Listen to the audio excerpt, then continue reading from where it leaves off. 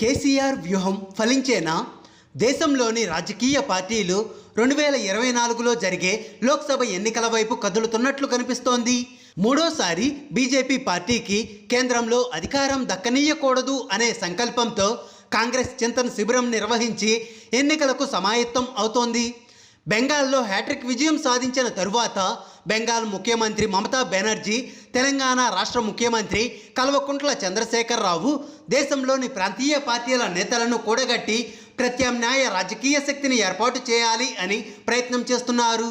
మోదీ నాయకత్వంలోని బీజేపీని రాబోయే ఎన్నికల్లో ఎదుర్కోవడానికి కేసీఆర్, మమతా బెనర్జీ చేస్తున్న ప్రయత్నాలకు ఇప్పటి వరకు ఒక రూపం రాలేదు.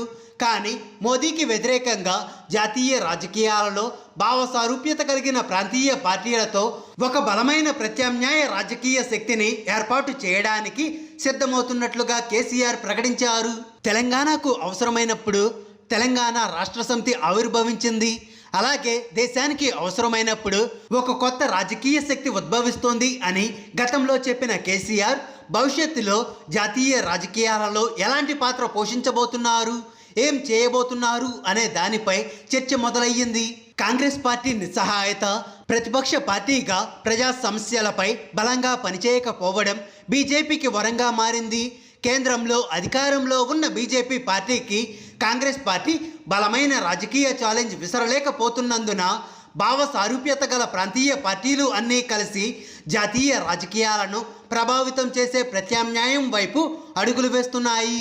2014, 2019 లోక్సభ ఎన్నికల్లో ఓటమి తరువాత కాంగ్రెస్ పార్టీ రాజకీయంగా తన పూర్వ వైభవాన్ని కోల్పోతున్న ఈ తరుణంలో జాతీయ స్థాయిలో ప్రత్యామ్నాయ రాజకీయ శక్తిని ఏర్పాటు చేయాల్సిన అవసరం అనివార్యమయ్యింది. 2019 తరువాత కాంగ్రెస్ పార్టీ ఒక్కో రాష్ట్రాన్ని కోల్పోవడం, నాయకత్వ సమస్య ఎదుర్కోవడం, వరుస పరాజయాలు, పార్టీలో అసమ్మతి, కీలకమైన నేతలు పార్టీని వీడి వెళ్లడంతో ప్రస్తుతం భారతదేశ రాజకీయాలలో కాంగ్రెస్ పార్టీ ఉనికి ప్రశ్నార్థకంగా మారిపోయింది. కాంగ్రెస్ పార్టీ రాజకీయ నిస్సహాయత బీజేపీకి అనుకూలంగా మారకూడదు అనే ఉద్దేశంతో దేశంలో బలమైన వివిధ రాష్ట్రాలలో అధికారంలో ఉన్న ప్రాంతీయ పార్టీలను ఏకతాటిపైకి తేవాలి అని కేసీఆర్, మమతా బెనర్జీ తీవ్ర ప్రయత్నాలు చేస్తున్నారు. కాంగ్రెస్ పార్టీ బీజేపీని ఎదుర్కోలేకపోతుంది కాబట్టి దేశంలో కొత్త రాజకీయ శక్తి ఏర్పడాలని కేసీఆర్ బలంగా కోరుకుంటున్నట్లు కనిపిస్తోంది. జాతీయవాద కాషాయ ఎజెండాతో ముందుకు వెళ్తున్న బీజేపీ పార్టీని ఎదుర్కోవాలి అంటే ప్రతిపక్షాలకు కానీ ప్రత్యామ్నాయ కూటమికి కానీ జాతీయ రాజకీయాలను ప్రభావితం చేసే బలమైన జాతీయ జెండా కావాలి. అందుకే కేసీఆర్ తన వ్యూహాత్మక ఎత్తుగడల్లో భాగంగా రైతు సమస్యలే జాతీయ ఎజెండాగా మార్చి బీజేపీని ఎదుర్కోవాలి అనే ప్రయత్నంలో ముందుకు వెళ్తున్నారు. బీజేపీ ఎక్కడ విఫలమయ్యిందో అక్కడి నుంచే ప్రయాణం మొదలుపెట్టాలి అని భావిస్తున్న కేసీఆర్ వ్యవసాయ రంగాన్ని, రైతును కేంద్రంగా చేసుకొని నూతన వ్యవసాయ విధానాన్ని రూపొందించాలి అని ప్రతిపాదనలు తెస్తున్నారు. ప్రస్తుతం రాష్ట్రాల పర్యటనలో ఉన్న ఆయన బీజేపీ ప్రభుత్వం తెచ్చిన అగ్రి చట్టాలకు వ్యతిరేకంగా సాగించిన పోరులో అమరులైన రైతుల కుటుంబాలను పరామర్శిస్తారు. సాగు చట్టాల రద్దు ప్రకటన రోజు చెప్పినట్లుగా 600 మంది రైతు కుటుంబాలకు చెక్కుల రూపంలో ఆర్థిక సాయం చేయనున్నారు. 2022 నాటికి రైతుల ఆదాయం రెట్టింపు చేస్తాము అనే వాగ్దానాన్ని కేంద్ర ప్రభుత్వం నిలబెట్టుకోలేకపోవడం, కనీస మద్దతు ధరకు చట్టబద్ధత కల్పించకపోవడం లాంటి అంశాలను కేసీఆర్ వివిధ రాష్ట్రాల సీఎంలతో కలిసి చర్చించనున్నారు. బాధిత రైతు కుటుంబాలకు ఆర్థిక సాయం అందజేయడం, మద్దతు ధరపై స్పష్టత, సమగ్ర నూతన వ్యవసాయ విధానం రూపొందించడం, రైతు బంధును దేశవ్యాప్తంగా అమలు చేయడం లాంటి డిమాండ్ల ద్వారా బీజేపీని ఎదుర్కోవచ్చు అని కేసీఆర్ భావిస్తున్నారు. జాతీయ స్థాయిలో ప్రత్యామ్నాయ రాజకీయ శక్తి ఏర్పడాలి అని కేసీఆర్ కోరుకుంటున్నారు. మరి ఆ శక్తి ఏ రూపంలో ఉండబోతుంది అన్న దానిపై రాజకీయ వర్గాలలో ఆసక్తి నెలకొంది. జాతీయ స్థాయిలో ఏర్పడబోయేది ఫ్రంటా, పార్టీనా అనే చర్చ జరుగుతోంది. ప్రత్యామ్నాయ రాజకీయ శక్తి ఏర్పాటులో కేసీఆర్ వ్యూహంతో ముందుకు వెళ్ళబోతున్నట్లు కనిపిస్తోంది. మొదట వ్యూహంలో భాగంగా దేశంలోని బలమైన ప్రాంతీయ పార్టీలను, నాయకులను ఏకం చేసి ఫ్రంట్ ఏర్పాటు చేయడం. ఆ దిశగా మమతా బెనర్జీ, కేజ్రీవాల్, అఖిలేష్ యాదవ్, తేజస్వి యాదవ్, దేవేగౌడ్లతో ఫ్రంట్ ఏర్పాటు చేసే అవకాశం లేకపోలేదు. అయితే కేవలం వీరితోనే జాతీయ స్థాయిలో మార్పు తీసుకురావడం కష్టమే.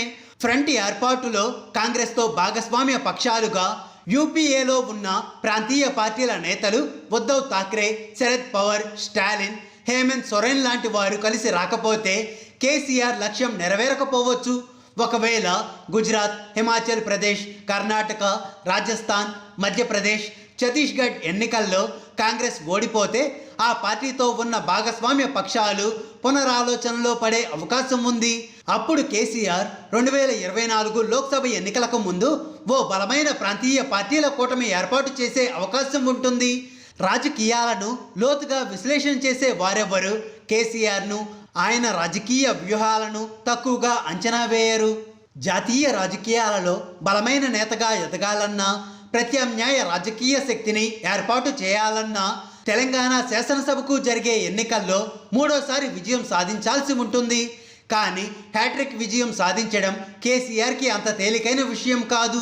2014, 2018 శాసనసభ ఎన్నికల్లో విజయం సాధించిన సులభ పరిస్థితులు 2023 శాసనసభ ఎన్నికల్లో ఉండవు.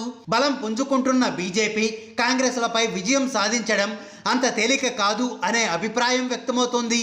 గతంతో పోలిస్తే కేసీఆర్ ప్రభుత్వంపై ప్రజా వ్యతిరేకత, ప్రతిపక్షాల బలం పెరిగింది.